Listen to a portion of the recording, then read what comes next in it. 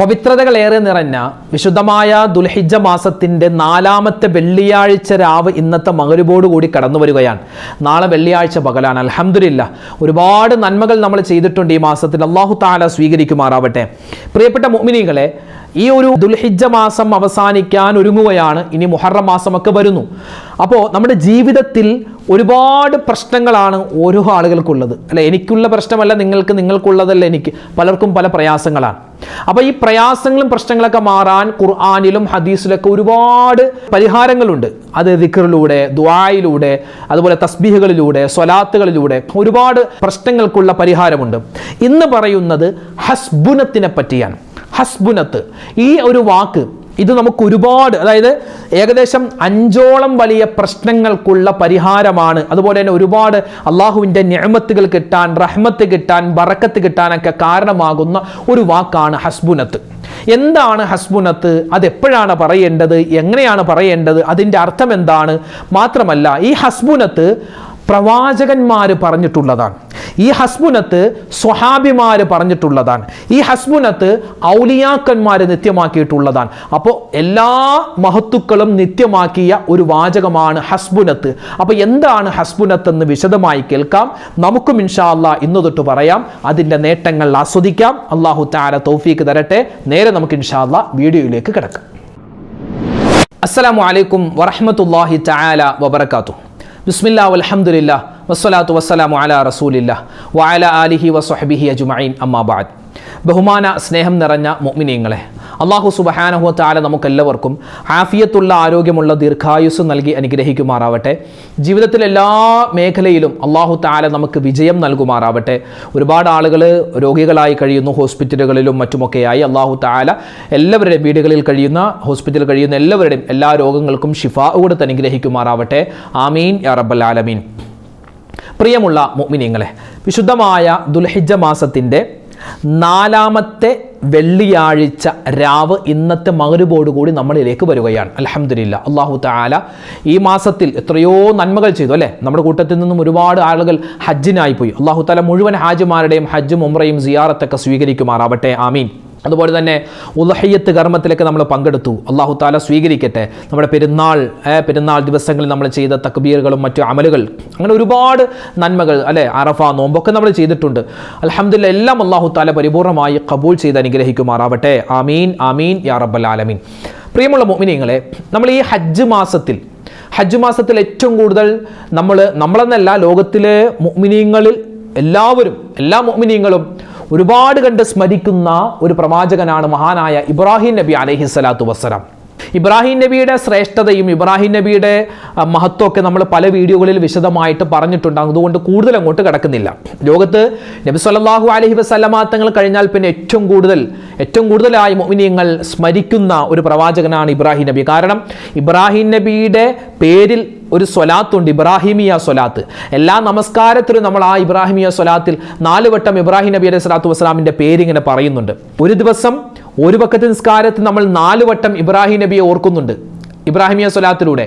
അപ്പോൾ അങ്ങനെയാണെങ്കിൽ ഒരു ദിവസം നമ്മൾ ഏകദേശം 20 പ്രാവശ്യമാണ്, അല്ലെ? 20-ലധികം പ്രാവശ്യം നമ്മൾ എന്ത് ചെയ്യുന്നു? ഇബ്രാഹിം നബിയുടെ പേര് പറയുന്നു. നിസ്കരിക്കുന്നവർ 200 കോടി ഉണ്ടെങ്കിൽ ഏകദേശം 40,000 കോടി പ്രാവശ്യമാണ് ഒരൊറ്റ ദിവസം തന്നെ ലോകത്തിലെ മുഅ്മിനീങ്ങൾ ആവർത്തിച്ച് ഇബ്രാഹിം നബിയുടെ പേര് പറയും. അപ്പം അത്രമാത്രം വലിയ മഹത്വം അല്ലാഹു തആല കൊടുത്ത, അല്ലെ? ലോകത്ത് 1,24,000-ൽ പരം വരുന്ന പ്രവാചകന്മാരുണ്ട്. അവർക്കൊന്നും അല്ലാഹു തആല കൊടുക്കാത്തൊരു പദവി ഇബ്രാഹിം നബിക്ക് കൊടുത്തു. എന്താ? ഖലീലുല്ലാഹ് എന്നുള്ളൊരു പദവി. അതായത് അള്ളാഹുവിൻ്റെ സ്നേഹിതൻ, ഇഷ്ടദാസൻ എന്നൊക്കെ അർത്ഥം വരുന്ന ആ ഒരു പേര് അല്ലാഹു തആല കൊടുത്തു. അപ്പോൾ ഒരുപാട് മഹത്വങ്ങൾ ഇബ്രാഹിം നബി അലൈഹി സ്വലാത്തു വസ്സലാമിനുണ്ട്. ആ ഇബ്രാഹിം നബിക്ക് അങ്ങനെ ഒരുപാട് മഹത്വങ്ങൾ കിട്ടാൻ ഒരുപാട് കാരണങ്ങളുണ്ട്. അതിൽപ്പെട്ടതാണ് ഒരുപാട് പരീക്ഷണങ്ങൾ. ജീവിതത്തിൽ ഒരുപാട് ദുഃഖങ്ങളും സങ്കടങ്ങളും ഏറ്റ പ്രവാചകനാണ് ഹസ്രത്ത് ഇബ്രാഹിം നബി അലൈഹി സ്വലാത്തു വസ്സലാം, അല്ലെ? ഹജ്ജും ഉദ്ഹിയ്യത്തും കഅബയും സഫ മറുവയും, അല്ലെ, സംസമും എല്ലാം ഇബ്രാഹിം നബിയുടെയും കുടുംബത്തിൻ്റെയൊക്കെ ഓർമ്മയാണ്. അല്ലാഹു തആല ആ കുടുംബത്തോടൊപ്പം നമുക്കും സ്വർഗത്തിൽ കടക്കാനുള്ള തൗഫീക്ക് പടച്ചവൻ നൽകി അനുഗ്രഹിക്കുമാറാവട്ടെ. ആമീൻ. ഇബ്രാഹിം നബിയുടെ ജീവിതത്തിൽ ഉണ്ടായ ഒരുപാട് പരീക്ഷണങ്ങളിൽ പ്രധാനപ്പെട്ട ഒരു പരീക്ഷണമാണ് നമ്രൂദ് എന്ന് പറയുന്ന ധിക്കാരിയായ, അഹങ്കാരിയായ, തെമ്മാടിയായ ഒരു ഭരണാധികാരി. അയാൾ ഒരുക്കിയ വലിയൊരു തീക്കുണ്ടാരം, ആ തീക്കുണ്ടാരത്തിലേക്ക് ഇബ്രാഹിം നബി അലൈഹി സ്വലാത്തു വസ്സലാമിനെ എറിയപ്പെട്ടു. അത് വല്ലാത്തൊരു ചരിത്രമാണ്. നമ്രൂദിൻ്റെ തീക്കുണ്ടാരം, അത് ലോകത്ത് എന്താ പറയുക, അങ്ങനെ ഒരു തീക്കുണ്ടാരം ഉണ്ടായിട്ടുണ്ടാവില്ല. മനുഷ്യനിർമ്മിതമായ വലിയൊരു തീക്കുണ്ടാരം, വലിയൊരു മൈതാനത്തിൽ ആ വലിയൊരു തീ, അതായത് പറയപ്പെടുന്നു ആ തീ ഇങ്ങനെ ആകാശത്തേക്ക് ഇങ്ങനെ എന്താണ് അതിൻ്റെ ജ്വാലകൾ പൊങ്ങിയിട്ട് അതിൻ്റെ മുകളിലൂടെ ഏതെങ്കിലും ഒരു പക്ഷി പറന്നു പോയാൽ, ആകാശത്തിലൂടെ ഒരു പക്ഷി പറന്നു പോയാൽ ഈ ചൂടേറ്റ് ആ പക്ഷി താഴെ വീഴുമായിരുന്നു എന്നാണ്. അത്രമാത്രം വലിയൊരു തീക്കുണ്ടാരമായിരുന്നു നമ്രൂദ് എന്ന് പറയുന്ന ക്രൂരനായ ഭരണാധികാരി നിർമ്മിച്ച, മനുഷ്യൻ നിർമ്മിച്ച, നമ്രൂദും അവൻ്റെ കിങ്കരന്മാരും കൂടി നിർമ്മിച്ച ആ ഒരു വലിയൊരു തീക്കുണ്ടാരമായിരുന്നു. വലിയൊരു തീയിൻ്റെ ഗോളം പോലെ നമുക്ക് തോന്നുമായിരുന്നു എന്നാണ്.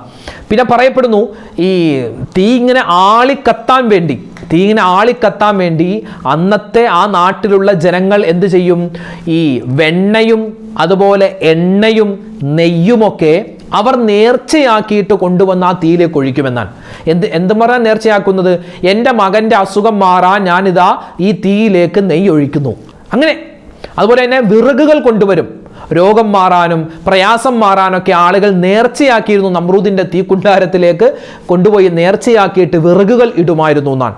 മാസങ്ങളോളം കത്തിക്കൊണ്ടിരുന്ന തീക്കുണ്ടാരം. എന്തിനായി തീക്കുണ്ടാരം ഉണ്ടാക്കിയിട്ട്, എന്തിനായി തീഗോളം ഉണ്ടാക്കിയത്, തീ എന്തിനാ കത്തിച്ചത്? ഒരു മനുഷ്യരെ കരിക്കാൻ വേണ്ടിയാണ്. ആരാണത്? ഹസ്രത്ത് ഇബ്രാഹിം അലൈഹിസ്സലാം. നമ്രൂദിൻ്റെ ഏറ്റവും വലിയ ശത്രുവായ ഇബ്രാഹിം നബി അലൈഹി സ്വലാത്തു വസ്സലാമിനെ കരിക്കാൻ വേണ്ടിയാണ് അവൻ ഈ തീക്കുണ്ടാരം ഉണ്ടാക്കിയത്. എങ്ങനെ പറയപ്പെടുന്നുണ്ട്, ചരിത്രം ഒരുപാട് വിശാലമാണ്. ഇബ്രാഹിം നബി സ്വലാത്തു വസ്സലാമിനെ ആ തീയിലേക്ക് ഇങ്ങനെ വലിച്ചെറിയാൻ അങ്ങോട്ട് കടക്കാൻ പറ്റാത്തത് കൊണ്ട് വലിയൊരു ഈ തെറ്റാലി എന്ന് പറയും നമ്മുടെയൊക്കെ നാട്ടിൽ, തെറ്റാലി ഇങ്ങനെ വലിച്ചു വിടുന്നത്, കല്ലിങ്ങനെ വെച്ചിട്ട് ഇങ്ങനെ വലിച്ചു, അതുപോലെ ഒരു തെറ്റാലി ഉണ്ടാക്കിയിട്ട് എറിയുകയായിരുന്നു എന്നൊക്കെ നമുക്ക് ചരിത്രത്തിൽ കാണാൻ പറ്റും. അപ്പോൾ അങ്ങനെയുള്ള വലിയൊരു തീക്കുണ്ടാരത്തിലേക്ക് ഇബ്രാഹിം നബി എറിയപ്പെട്ടു. ആ സമയത്ത് വല്ലാത്തൊരു അത്ഭുതം നടന്നു അവിടെ. ഇബ്രാഹിം നബി അലൈഹി സ്വലാത്തു വസ്സലാം അള്ളാഹുവാണ് ഏകൻ, ഞാൻ അള്ളാഹുവിൻ്റെ പ്രവാചകനാണെന്ന് പറഞ്ഞതിൻ്റെ പേരിൽ നാട് മുഴുവനും തിരിഞ്ഞു. എന്നിട്ട് ഇബ്രാഹിം നബിയെ എങ്ങനെ തീയിലേക്ക് വലിച്ചെറിഞ്ഞ് കൊന്നുകളയാൻ അവർ തീരുമാനിച്ചു. അങ്ങനെ ഇബ്രാഹിം നബി അലൈഹി സ്വലാത്തു വസ്സലാമിനെ ആ തെറ്റാലിയിൽ വെച്ചിട്ട് ഈ തീയിലേക്ക് വലിച്ചെറിയപ്പെട്ടു. ആ തീയിലേക്ക് ചെന്ന് വീണ ഉടൻ തന്നെ ആ തീയിന് അല്ലാഹു തആല അറിയിച്ചു കൊടുത്തു, ഖുൽ യാ നാറു കൂനി ബർദം വസലാമൻ അലാ ഇബ്രാഹിം. ഈ വരുന്ന ഇബ്രാഹിം എൻ്റെ അടിമയാണ്, എൻ്റെ ഖലീലാണ്. ആ ഇബ്രാഹിമിന് തീയെ നീ ഗുണവും രക്ഷയും സമാധാനവുമാവണം. പുറത്ത് എല്ലാവർക്കും ചൂടാണെങ്കിൽ ആ തീയിൻ്റെ ഉള്ളിൽ കിടക്കുന്ന പ്രവാചകനാകുന്ന ഇബ്രാഹിം നബിക്ക് ചൂടേറ്റില്ലെന്നാണ്. ആദ്യമായി ലോകത്ത് AC-യിൽ കിടന്ന പ്രവാചകനാണ് മഹാനായ ഹസ്രത്ത് ഇബ്രാഹിം നബി അലൈഹി സ്വലാം. ആദ്യമായി. കാരണം എന്താ, ആ തീയിൻ്റെ നടുവിൽ ഇരുന്നിട്ടും രോമത്തിന് പോലും ഒന്നും സംഭവിച്ചില്ല. നല്ലൊരു തണുപ്പിൻ്റെ അന്തരീക്ഷമായിരുന്നു ആ തീയിൻ്റെ ഉള്ളിൽ അല്ലാഹു തആല ഇബ്രാഹിം നബിക്ക് കൊടുത്തത്. ആ സമയത്ത് ഓരോ മലക്കുകൾ വന്നു എന്നാണ്. മലക്കുകൾ മഹാനായ ജിബ്രീൽ വന്നു, അതുപോലെ മീകായിൽ അലൈഹിസ്സലാം, ഇസ്രാഫീൽ അലൈഹിസ്സലാം, അസ്രായിൽ, ഒരുപാട് മലക്കുകൾ വന്നിട്ട് പറഞ്ഞു, ഞങ്ങളുടെ സഹായം എന്തെങ്കിലും വേണോ എന്നൊക്കെ ചോദിച്ചപ്പോൾ ഇബ്രാഹിം നബി പറഞ്ഞൊരു ഒറ്റ വാക്ക്, വേണ്ട. ഇബ്രാഹിം നബി അലൈഹി സ്വലാത്തു വസ്സലാം ആ സമയത്ത് പറഞ്ഞൊരു വാക്കുണ്ട്. ഇൻഷാ അല്ലാഹ് അതിലേക്ക് നമുക്ക് വരാം. ഈ പല്ലിയെ കൊല്ലണമെന്ന് പറയൂലേ അല്ലേ, പല്ലിയെ ഒറ്റടിക്ക് കൊന്നാൽ ഒരു വലിയ പ്രതിഫലം ഉണ്ടെന്നൊക്കെ നമ്മൾ കേട്ടിട്ടുണ്ട്. സത്യമാണത്. നബി സല്ലല്ലാഹു അലൈഹി വസല്ലം തങ്ങൾ അങ്ങനെ ഒരു നിർദ്ദേശം, അങ്ങനെ ഒരു വാക്ക് പറഞ്ഞതായി ഒരുപാട് മഹത്തുക്കൾ നമുക്ക് പറഞ്ഞു തന്നിട്ടുണ്ട്. കാരണം പല്ലി എന്ന് പറഞ്ഞാൽ എപ്പോഴും പ്രവാചകന്മാരെ ഉപദ്രവിക്കുന്ന ഒരു ജീവിയായിരുന്നു എന്നാണ് അല്ലേ. നബി സല്ലല്ലാഹു അലൈഹി വസല്ലം തങ്ങൾ നബിതങ്ങളും അബൂബക്കർ സിദ്ദീഖ് റളിയല്ലാഹു തആല അൻഹും സൗർ എന്ന ഗുഹയിൽ പോയ സമയത്ത്, അവിടെ പോയി ഇരിക്കുന്ന സമയത്ത് പ്രാവ് മുട്ടയിട്ടു. എന്തിനാ? ശത്രുക്കൾ അവരിവിടെ ഉണ്ടെന്ന് അറിയാതിരിക്കാൻ. പക്ഷെ പല്ലി ഇങ്ങനെ ശബ്ദമുണ്ടാക്കിയത് ചിലച്ചു എന്നാണ്, ഇവിടെ ആളുണ്ട് എന്ന് പറഞ്ഞു എന്നാണ്. അതുപോലെ ഇബ്രാഹിം നബിയുടെ ഈ തീക്കുണ്ടാരം, ആ തീക്കുണ്ടാരത്തിൽ പല്ലി വന്നു ഊതി എന്നാണ് ചരിത്രം പറയുന്നത്. പല്ലി വന്നു ഊതി. എന്തിനാ? അത്ര കരിഞ്ഞു പോട്ടെ, പല്ലി ഊതിയ ഒന്നും സംഭവിക്കില്ല. പക്ഷെ ആ പല്ലി അതുപോലും ചെയ്തു എന്നാണ്. അപ്പം അത്രമാത്രം ഒരു ഉപദ്രവം മനുഷ്യൻ നമുക്ക് നോക്കുമ്പോൾ പ്രത്യക്ഷത്തിൽ പ്രയാസമൊന്നും ഉണ്ടില്ലെങ്കിലും അത് ഉള്ളിലൂടെ നമുക്ക് പല പ്രയാസങ്ങളും തരുന്ന. എന്തുമാവട്ടെ, നമ്മുടെ വിഷയമല്ല. പറഞ്ഞു വന്നത്, ഇബ്രാഹിം നബി അലൈഹി സ്വലാത്തു വസ്സലാം ആ തീക്കുണ്ടാരത്തിലേക്ക് വീണ സമയത്ത് പറഞ്ഞൊരു വാക്കുണ്ട്. അതാണ് നമ്മുടെ ഇന്നത്തെ ഹൈലൈറ്റ് ആയിട്ടുള്ളത്. ഇനി അതിലേക്ക് വരുന്നതിന് മുമ്പ് നമ്മുടെ കൂട്ടത്തിൽ ഒരുപാട് ഉസ്താദുമാരുണ്ട് അല്ലേ, ഒരുപാട് ഉസ്താദുമാർ, വയസ്സായ ഒരുപാട് ഉസ്താദുമാരൊക്കെ ഉണ്ട്. നമുക്ക് മുമ്പ് കഴിഞ്ഞ ഒരുപാട് ഔലിയാക്കന്മാരുണ്ട് അല്ലേ. അതുപോലെ ഇപ്പോൾ നമ്മുടെ കേരളത്തിൽ എടുത്ത് നോക്കിയാൽ കേരളത്തിൽ CM വലിയുല്ലാഹി ഖദ്ദസല്ലാഹു സിറഹുൽ അസീസ്, അതുപോലെ തന്നെ ഉള്ളാൾ തങ്ങൾ, മമ്പുറം തങ്ങൾ, പിന്നെ അജ്മീർ ഖാജ ഷെയ്ഖ്, അതുപോലെ നിസാമുദ്ദീൻ ഔലിയ, പിന്നെ അതുപോലെ തന്നെ നമ്മുടെ തെക്ക് ഭാഗത്തുള്ള ഭീമാ ബീവി, മാഹീൻ അബൂബക്കർ എന്ന ഭീമാ ബീവിയുടെ മകൻ. അപ്പം ഇതുപോലുള്ള മഹത്തുക്കളെയൊക്കെ എടുത്തു നോക്കിയാൽ, അവരുടെയൊക്കെ ചരിത്രമൊന്ന് പരിശോധിച്ച് നോക്കിയാൽ, അതുപോലെ ഇമാമുമാർ, നമ്മുടെ ഇമാം ഗസാലി, ഇമാം നവവി, ഇമാം ഷാഫി, ഇമാം മാലിക് റളിയല്ലാഹു തആല അൻഹും, ഇവരുടെയൊക്കെ ജീവചരിത്രമൊന്ന് എടുത്ത് പരിശോധിച്ച് നോക്കിയാൽ ഇവരൊക്കെ ഏറ്റവും കൂടുതൽ അവരുടെ നാവ് കൊണ്ട് പറഞ്ഞ ഒരു ദിക്റുണ്ട്, ഒരു അത്ഭുത മന്ത്രമുണ്ട്. ആ അത്ഭുത മന്ത്രത്തിന് പറയുന്ന പേര് ഹസ്ബുനത്ത് എന്നാണ്. ഹസ്ബുനത്ത്. ഇബ്രാഹിം നബി അലൈഹിസ്സലാത്തു വസ്സലാം തീക്കുണ്ടാരത്തിൻ്റെ നടുവിൽ വെച്ച് പറഞ്ഞ വാക്ക് ഹസ്ബുനത്താണ്. ഈ പറഞ്ഞ മഹത്തുക്കൾ അവരുടെ ജീവിതത്തിൽ പറഞ്ഞൊരു വാക്കാണ് ഹസ്ബുനത്ത്. ഈ ഹസ്ബുനത്ത് പറയുമ്പോൾ എന്താ കിട്ടുന്ന ഗുണം എന്നറിയോ? നമ്മുടെ ജീവിതത്തിൽ ഇഖ്ലാസ് ഉണ്ടാകും, നമ്മുടെ സ്വഭാവം നന്നാവും, നമ്മുടെ ഖൽബ് നന്നാവും, അള്ളാഹുവിൻ്റെ കാരുണ്യം കിട്ടിക്കൊണ്ടിരിക്കും, തെറ്റായ ചിന്തകൾ നമ്മുടെ മനസ്സിൽ ഉണ്ടാവില്ല, നന്മ ചെയ്യാനുള്ള തോന്നലുണ്ടാകും, ഏത് പ്രതിസന്ധിക്കുമുള്ള പരിഹാരവുമാണ് ഹസ്ബുനത്ത്. അപ്പോൾ ചോദിക്കും, എന്താ ഉസ്താദ് ഈ ഹസ്ബുനത്ത്? എന്തായി ഹസ്ബുനത്ത്? ദുന്യാവും ആഖിറവും വിജയിക്കാൻ, ദുന്യാവും ആഖിറവും വിജയിക്കാൻ നമുക്ക് പറ്റിയ ഒരു വാക്കാണ് ഹസ്ബുനത്ത്. ഈ ഹസ്ബുനത്ത് ആര് പറഞ്ഞതാണെന്നറിയോ? ബദരീങ്ങൾ പറഞ്ഞ വാക്കാണ്. ബദർ ശുഹദാക്കൾ, ആ ബദർ യുദ്ധത്തിൽ പങ്കെടുത്ത ബദരീങ്ങൾ പറഞ്ഞ വാക്കാണ് ഹസ്ബുനത്ത്. അവർ യുദ്ധത്തിന് വേണ്ടി ഇങ്ങനെ നിൽക്കുന്ന സമയത്ത് ഓരോ സ്വഹാബിമാരും ഉറക്കെ മാറി മാറി പറഞ്ഞൊരു വാക്കാണ് ഹസ്ബുനത്ത്. പ്രവാചകന്മാർ പറഞ്ഞ വാക്കാണ്, ഇബ്രാഹിം നബിയെ പോലെ ഔലിയാക്കന്മാർ പറഞ്ഞ വാക്കാണ്. മഹാനായ മാലിക് ബിൻ അനസ് റളിയല്ലാഹു തആല അൻഹു, അതായത് മാലിക്കി മദ്ഹബിന്റെ ഇമാം, അദ്ദേഹത്തിൻ്റെ മോതിരത്തിൽ, അദ്ദേഹം ധരിച്ചിരുന്ന മോതിരത്തിൽ ഈ ഹസ്ബുനത്ത് എഴുതിയിട്ടുണ്ടായിരുന്നു എന്നാണ്. അപ്പോൾ ശിഷ്യന്മാർ ചോദിച്ചു, എന്താ ഉസ്താദേ നിങ്ങളുടെ മോതിരത്തിൽ ഈ ഹസ്ബുനത്ത് എഴുതിയത്? ആ സമയത്ത് അദ്ദേഹം പറഞ്ഞു, ഈ ഹസ്ബുനത്ത് അത് പറയലും അത് എഴുതി ചുമക്കലും, അത് മോതിരത്തിലാവട്ടെ അല്ലെങ്കിൽ ഒരു പേപ്പറിൽ എഴുതി നമ്മൾ ചുമക്കൽ, പേഴ്സിൽ വെക്കലാവട്ടെ അല്ലെങ്കിൽ നമ്മുടെ വീട്ടിൽ വെക്കലാവട്ടെ, അതെന്താണ്? ദുന്യാവിലും ആഖിറത്തിലും വിജയം കൊണ്ടുവരുന്നതാണ്. ഇനി എന്താണ് ഹസ്ബുനത്ത്? എന്താണ് ഹസ്ബുനത്ത്? ദുന്യാവും ആഖിറവും വിജയിക്കാൻ നമുക്ക് വേണ്ട ഹസ്ബുനത്ത് എന്ന് പറഞ്ഞാൽ ഇതാണ്. നിങ്ങൾക്ക് സ്ക്രീനിൽ കാണാം. ഏതാണ് ആ വാക്ക്? ഹസ്ബുനല്ലാഹു വ നിഅമൽ വകീൽ, നിഅമൽ മൗലാ വ നിഅമൻ നസീർ. ഇതാണ് ഹസ്ബുനത്ത്.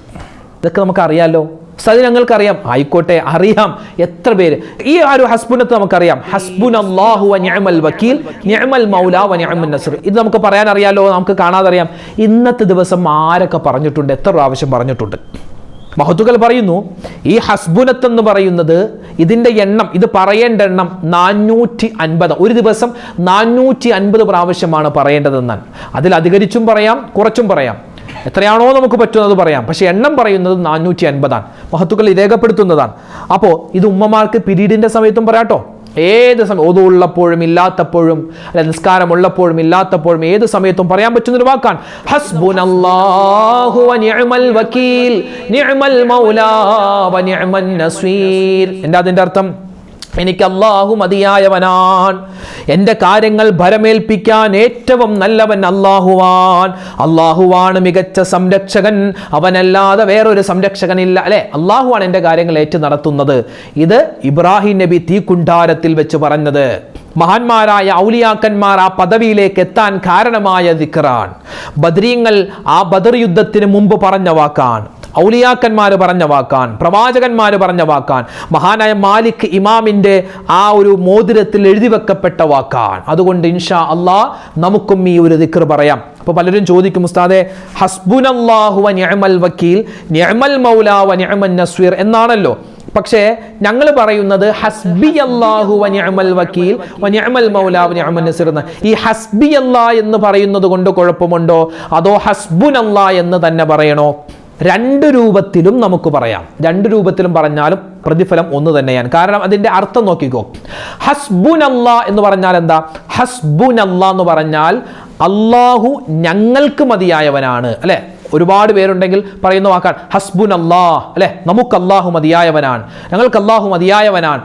പിന്നെയോ ഹസ്ബി അല്ലാഹ് എന്ന് പറഞ്ഞാൽ എനിക്ക് അല്ലാഹു മതിയായവനാണ്. സ്വന്തത്തെ ചേർത്ത് പറയാം. ഒറ്റക്ക് പറയുമ്പോൾ വേണമെങ്കിൽ ഹസ്ബി അല്ലാഹ് എന്ന് പറയാം. ഒരുപാട് ആളുകളുള്ള സമയത്ത് ഹസ്ബുനല്ലാഹ് എങ്ങനെ വേണമെങ്കിലും പറയാം. ഇപ്പം നമ്മളിവിടെ പറയുന്നപ്പോൾ നമ്മൾ ഒരുപാട് പേരുണ്ടല്ലോ. അപ്പോൾ അതുകൊണ്ട് ഹസ്ബുനല്ലാഹ് എന്നാണ്. രണ്ട് രൂപത്തിലും പറയാം, ഏത് രൂപത്തിൽ പറഞ്ഞാലും നല്ലതാണ്. ഹസ്ബുനല്ലാഹു വ നിഅമൽ വകീൽ നിഅമൽ മൗലാ വ നിഅമൻ നസീർ. ഇതാണ് ഹസ്ബുനത്ത്. വ നിഅമൻ നസീർ എന്നല്ല, നസീർ എന്നാണ് അവിടെ വരേണ്ടത് കേട്ടോ. ഹസ്ബുനൽ ഒന്ന് പറഞ്ഞേ, നമുക്കൊരു 3 വട്ടം പറയാം. ഹസ്ബുനല്ലാഹു വ നിഅമൽ വകീൽ നിഅമൽ മൗലാ വ നിഅമൻ നസീർ. ഹസ്ബുനല്ലാഹു വ നിഅമൽ വകീൽ നിഅമൽ മൗലാ വ നിഅമൻ നസീർ.